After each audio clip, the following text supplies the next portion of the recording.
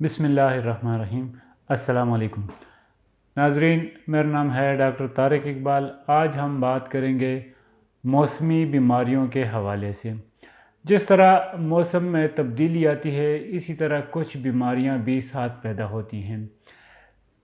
جبکہ اب سرد موسم شروع ہونے والا ہے، تو ایسی صورت میں وہ بیماریاں جو کہ سردی سے تعلق رکھتی ہیں، اس موسم میں ان کی شدت زیادہ ہوتی ہے، اور ایسے موسم میں ان بیماریوں کا پیدا ہونا ایک لازمی اور قدرتی بات ہے۔ ناظرین، سرد موسم میں اکثر دیکھا گیا ہے کہ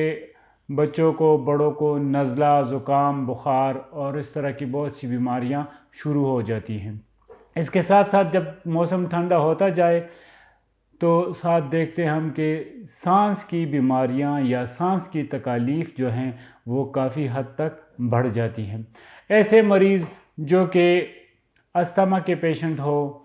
جسے ہم کہتے ہیں کہ جو دمہ کے یا مریض اس طرح ہیں، تو ان کو ایسے موسم میں بہت زیادہ تکالیف ہوتی ہیں۔ سانس کی بیماریوں کے ساتھ ساتھ دیکھا جائے تو اس موسم میں سانس لینے میں تکلیف ہوتی ہے، اور جن مریضوں کو ایسی علامات پیدا ہوتی ہیں تو سانس کا رک رک کر آنا، سینے میں بعض اوقات درد محسوس ہونا، اور ساتھ ساتھ دل کی دھڑکن بہت بے ربط ہو جاتی ہے، جس کی وجہ سے احساس ہوتا ہے کہ جیسے سینے پہ کوئی بہت بڑا بوجھ ہے، اور اس وجہ سے انسان کو سانس لینے میں بڑی تکلیف ہوتی ہے۔ ناظرین، دیکھا جائے تو اکثر اوقات ہم لوگ ایسے موسم میں احتیاط کرتے ہیں اور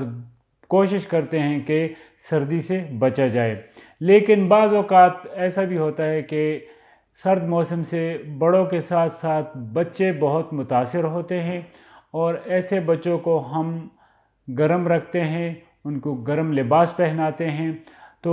وہی بات آتی ہے کہ ایسے موسم کے شروع ہوتے ہی احتیاطی تدابیر شروع کر دینی چاہیے۔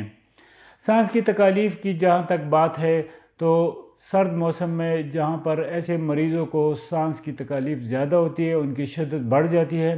ویسے ہی بہت سے بچے بھی اس سے متاثر ہوتے ہیں، جن کے اکثر سینے خراب ہو جاتے ہیں، جن کو اکثر نمونیا ہو جاتا ہے، یا بعض اوقات جس کو ہم جس طرح کہتے ہیں کہ چسٹ انفیکشن ہے، اور اس کی وجہ سے بچے یا بڑے جو ہے سانس نہیں لے سکتے، اور ساتھ ساتھ سینے میں مختلف قسم کی اور تکالیف جیسے درد ہو گیا، یہ پیدا ہوتے ہیں۔ اور ہم اس سلسلے میں ہومیوپیتھک میڈیسن کے بارے میں بات کرتے ہیں، تو ایک بہت ہی الگ اور بہترین کام ہے ہومیوپیتھک میڈیسن کا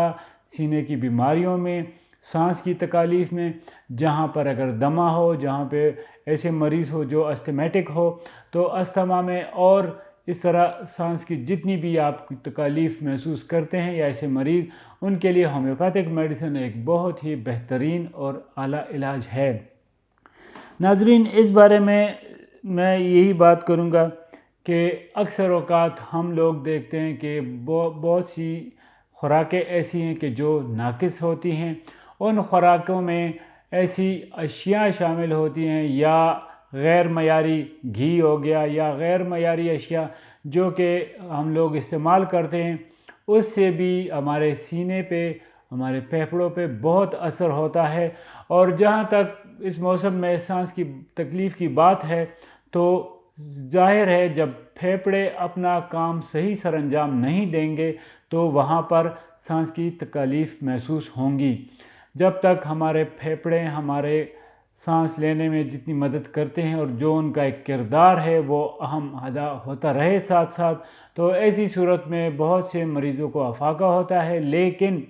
جب بھی تکلیف بڑھتی ہے، یا ناقص خوراک کی وجہ سے یا ایسی اشیاء کی وجہ سے، تو جلد از جلد بہت اس صورت میں سینہ خراب ہو جاتا ہے، اور ہم لوگ پھر کہتے ہیں کہ اس مریض کا یا اس انسان کا، بچے کا سینہ خراب ہے، سانس میں دشواری ہے، سانس لینے میں بہت تکلیف ہے۔ تو ایسی صورت میں ہمیشہ یاد رکھیں، اپنے معالج سے مشورہ کریں، اور کوشش کریں کہ جلد از جلد اس حوالے سے کوئی نہ کوئی ٹریٹمنٹ لیں۔ گلوزائی ہومیوپیتھک کلینک ہمیشہ سے آپ کی خدمات میں اپنا کردار ادا کر رہا ہے، اور اسی طرح ہمیشہ رہے گا۔